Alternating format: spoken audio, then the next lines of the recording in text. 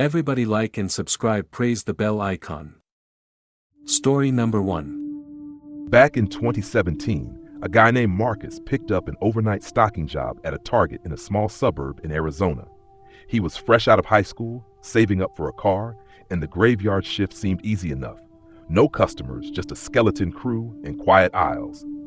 The store itself was standard layout: grocery to the left, clothing in the middle, electronics to the right, and employee-only access at the very back, including a long, narrow hallway that led to the break room and stock area. That hallway would become the part of the store he learned to hate.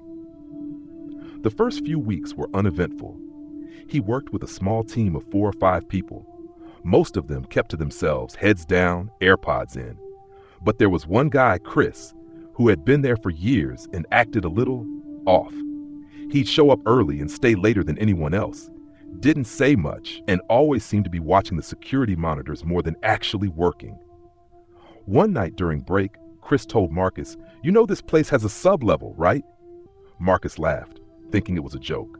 Chris didn't smile. "You can't access it from the main floor. It's sealed. Used to be part of a larger complex long before it became a Target." Marcus brushed it off, but the next night he started noticing weird things. They'd restock an aisle, come back an hour later, and half the stuff would be gone or rearranged in strange patterns. Rows of cans perfectly aligned, all facing backwards. Mannequins would turn, ever so slightly between rounds. One night, they found all the toys in a single aisle, stacked in a perfect pyramid that no one claimed to have built. The real turning point came around 3 a.m. on a Wednesday. Marcus was walking toward the back with a pallet jack when he saw something move just past the end of the hallway, near the break room. At first, he thought it was Chris, but the figure was too tall, thin in a strange way, and it moved with a jerky, almost glitchy motion, arms too long, head tilted like it was listening. Marcus froze. The figure stood there for just a second before disappearing into the break room. He rushed back to the others, trying to play it cool, but when he mentioned the shape, Chris's face went pale. "You saw it?" he asked. "Tall, thin, twitchy?" Marcus nodded. Chris pulled him aside and told him that 2 years ago, a different overnight guy had disappeared during his shift. No signs of forced entry, no leads. He clocked in, did a couple of aisle checks, and was never seen again. The cameras blacked out for exactly 13 minutes, Chris said, just like tonight. Marcus thought about quitting then and there, but part of him needed to know what was really going on. So a few nights later, he brought his phone and decided to explore the hallway alone. He waited until the others were on break and walked the narrow corridor, past the break room to a door labeled janitorial storage. He'd never seen it open, but tonight it wasn't just open, it was wide, like it had been pulled from the inside. Inside was pitch black, except for the faint red glow of an exit sign deeper in. He stepped in slowly, camera recording. The hallway was older. Concrete walls, exposed piping, clearly built long before the rest of the store. As he moved deeper, he started hearing something. Not footsteps, not voices, breathing. Slow, deep, heavy breathing coming from the far end, and then came the scratching. Not like rats. It was deliberate, rhythmic, fingernails against concrete. He stopped, turned around, and saw the figure standing at the door behind him. It was tall, hunched, its head cocked at an unnatural angle, and its eyes, if they were eyes, reflected a pale, grayish white. It didn't run. It didn't even walk. It just started, vibrating, like it was struggling to stay in one place. Then it lunged. Marcus doesn't remember how he got out. 1 second he was in the hallway. The next he was on the floor of the break room, shaking, phone missing. Chris found him. "You went too deep," he said. "Now it knows you." The next day, Marcus quit. He never went back. A month later, the store had a gas leak and shut down for repairs. Then, without warning, it closed permanently. Locals say it was financial reasons, but the staff knew better. Whatever was in that sub-level wasn't meant to be disturbed. And now that building just sits there, dark, abandoned, and quiet. Except sometimes the automatic doors still open in the middle of the night. And if you get close enough, people say you can hear the breathing. Still there. Still waiting. Story number 2.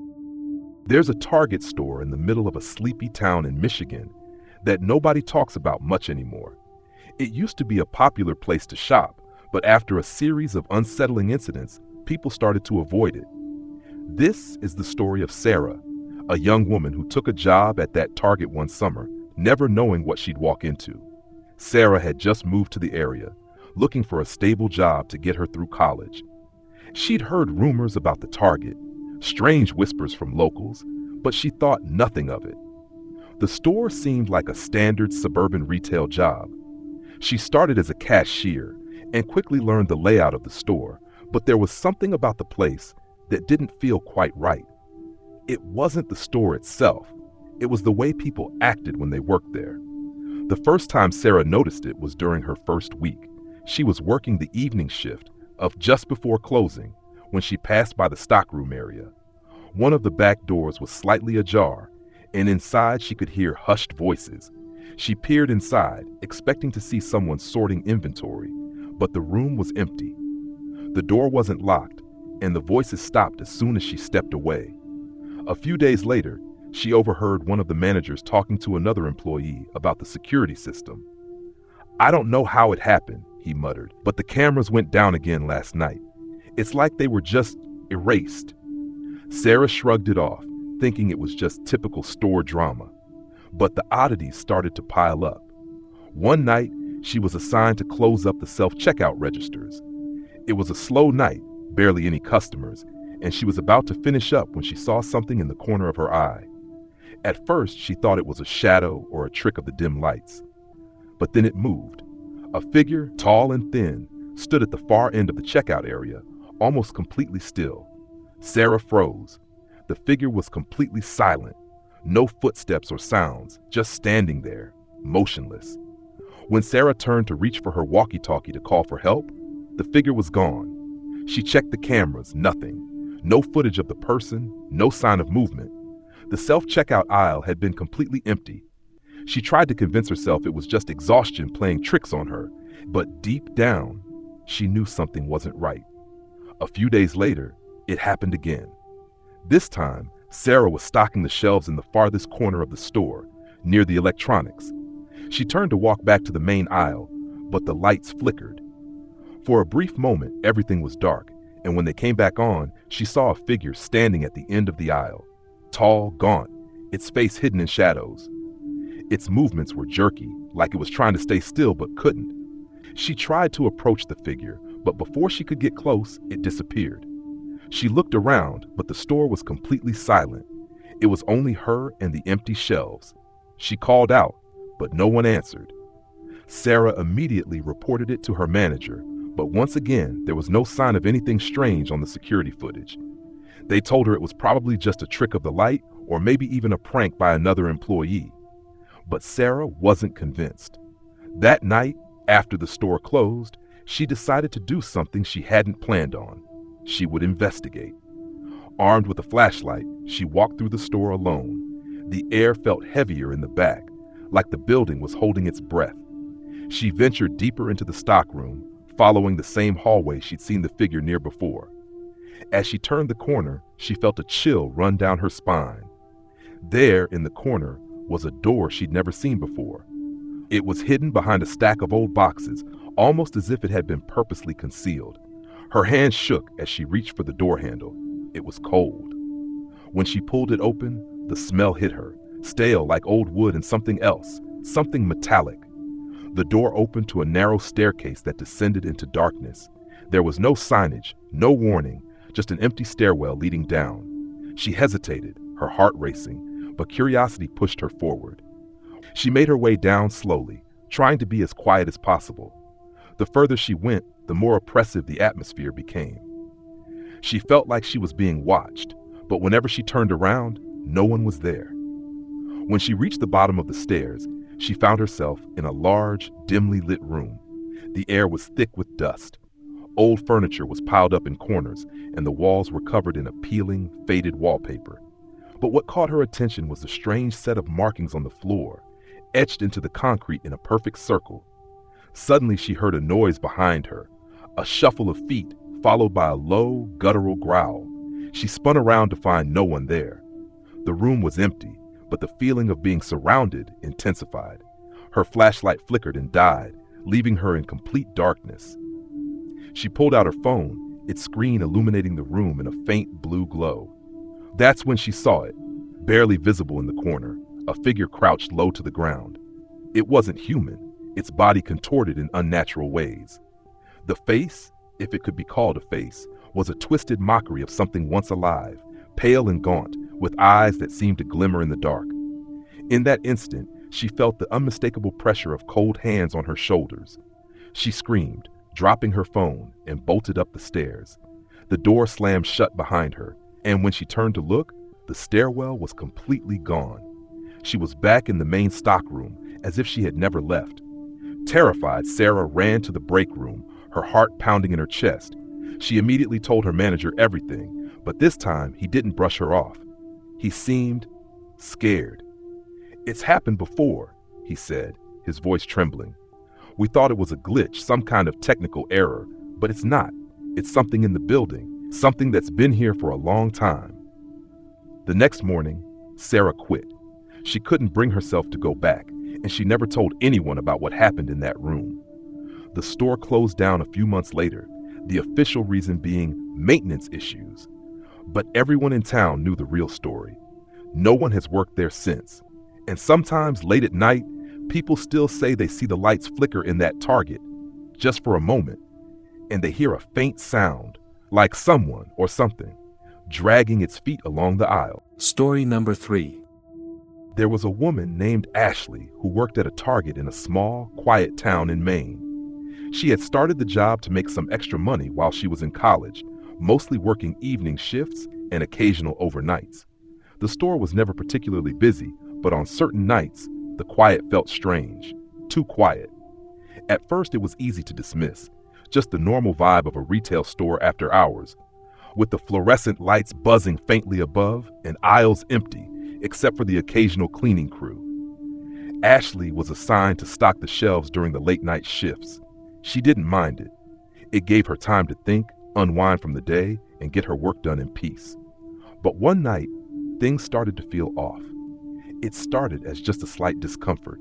She was restocking the toy aisle, and she noticed that some of the toys, the ones she just straightened an hour ago, were out of place.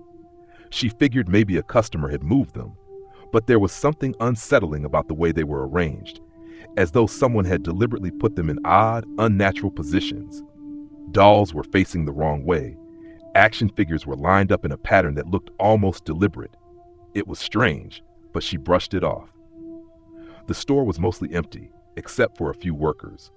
The staff was small, just Ashley and one other person, a man named Jason, who was the night shift manager.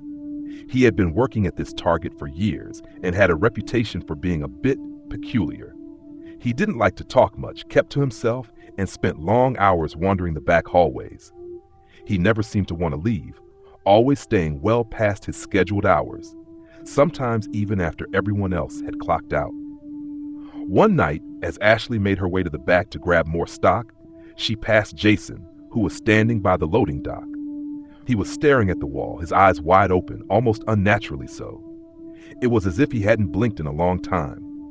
Ashley tried to say hello, but he didn't respond. She felt a chill run down her spine.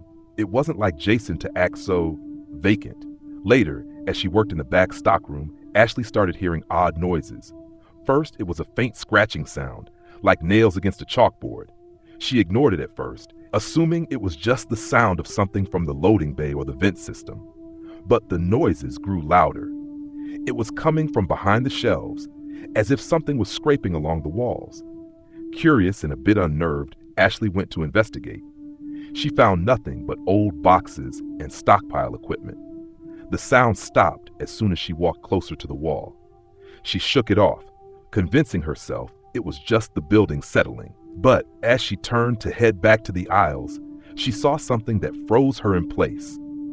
In the corner of the stockroom, just past a row of tall shelves, there was a door. She had seen it before, but never thought much of it. It was a small, rusted metal door that led to an area of the building that had been long sealed off. The company had told the employees that it had been closed off for safety reasons, but no one really knew what was behind it. The door was cracked open, just enough to let a sliver of light spill through, and that was when she noticed it. The faintest outline of a figure, standing perfectly still just beyond the door. It was too dark to make out any details, but it was tall, unnaturally tall, and it was staring at her. Ashley's heart began to race. She froze, unable to look away. The figure didn't move, didn't speak. It was just standing there, as if waiting for her to make the first move. But then, as if it had heard something, it slowly retreated into the darkness behind the door. Terrified, Ashley ran back to the front of the store, nearly tripping over her own feet. When she reached the aisle where she had been working, she found Jason standing there, staring at her. His eyes were wide and unblinking again, and this time there was something wrong about his expression. It wasn't just vacant, it was predatory. "You saw it, didn't you?" Jason said, his voice a low, rasping whisper. Ashley, confused and terrified, could barely nod. What was that?" Jason's gaze never shifted, but he leaned closer, almost whispering into her ear. "It's always been there, watching us, waiting, and now it knows you can see it." Ashley didn't know what he meant. Her mind was racing, heart pounding, as she stumbled backward. Jason's words didn't make sense, but there was something in his tone, something dark, that made the hair on the back of her neck stand up.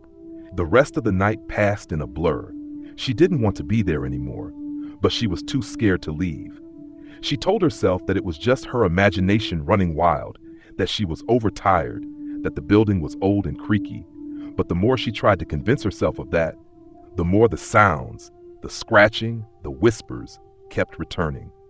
The next morning, Ashley handed in her resignation. She couldn't shake the feeling that whatever she had seen wasn't just a trick of the mind.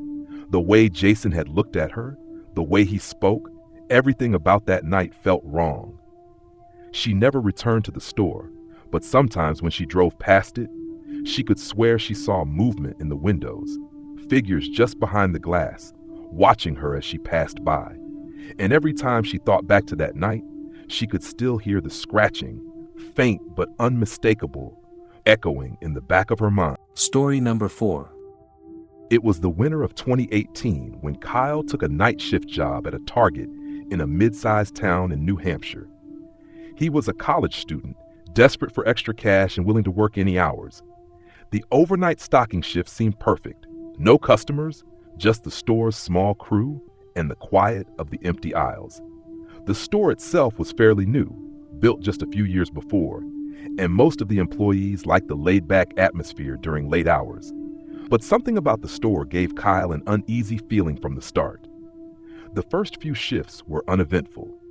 He worked with a handful of other employees, all of them regulars, who mostly kept to themselves.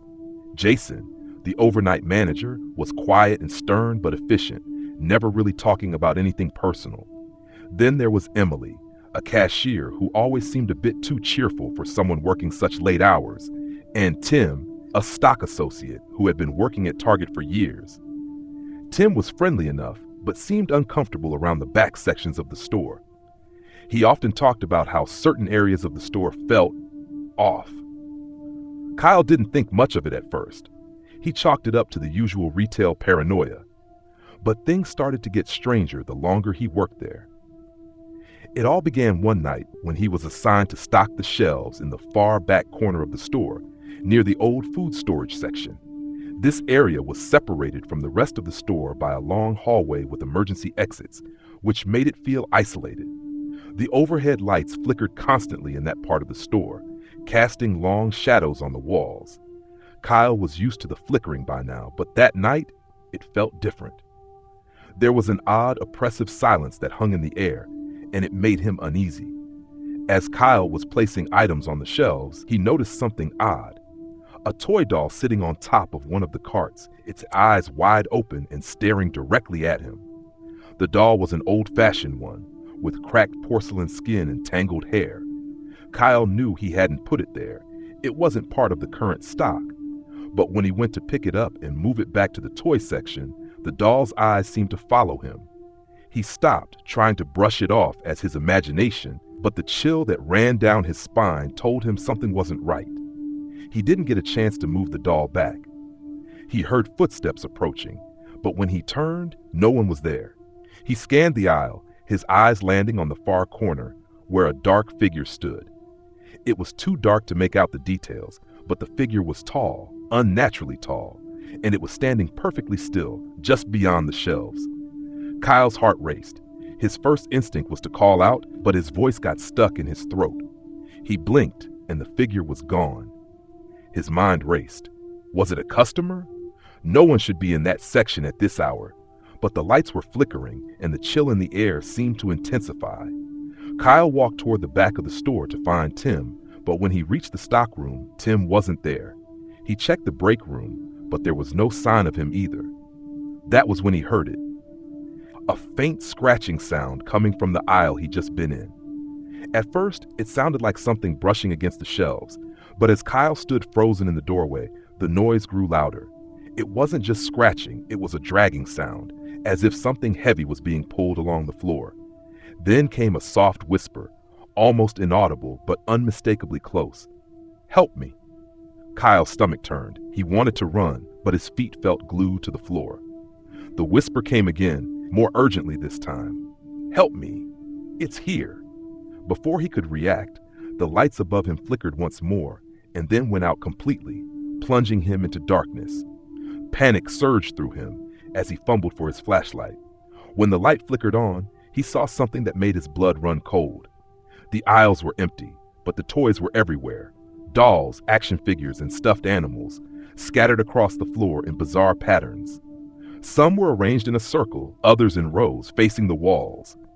It was as if someone had been playing with them, but there was no one around. Then in the distance, he heard it again, the dragging sound. It was coming closer. Kyle turned and sprinted toward the front of the store, but as he passed the toy aisle, he felt something cold brush against his arm. He whipped around, but there was no one there. The cold lingered for a moment, as if something had passed by him just inches away. He finally made it to the front, where Emily and Jason were standing, staring at him, wide-eyed. "What happened?" Emily asked, her voice trembling. Kyle couldn't explain what he had just experienced. He tried to tell them about the figure in the aisle, the whispers, the toys, but neither of them seemed to understand. Jason just shook his head and muttered something about working too late and the building playing tricks on you. But that wasn't the last of it. The next night, when Kyle arrived for his shift, the store was unusually quiet.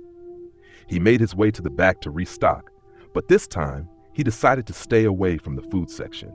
He couldn't shake the feeling that something was watching him. As the night went on, the lights flickered again, and once again, the cold, heavy silence took over. Kyle's flashlight was the only light in the store as he worked his way through the aisles. But when he reached the toy section, he found something that froze him in his tracks.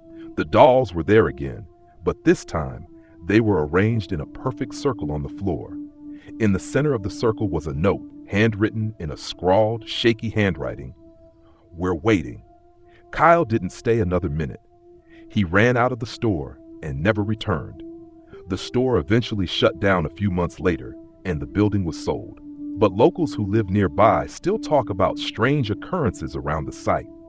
Some say that at night they've seen the flicker of lights and heard the faint dragging sound coming from the empty store. Others claim they've seen figures moving behind the windows, just out of view. The store has been abandoned for years now, but if you listen closely, you might still hear the whispers. "Help me," they say. "We're waiting."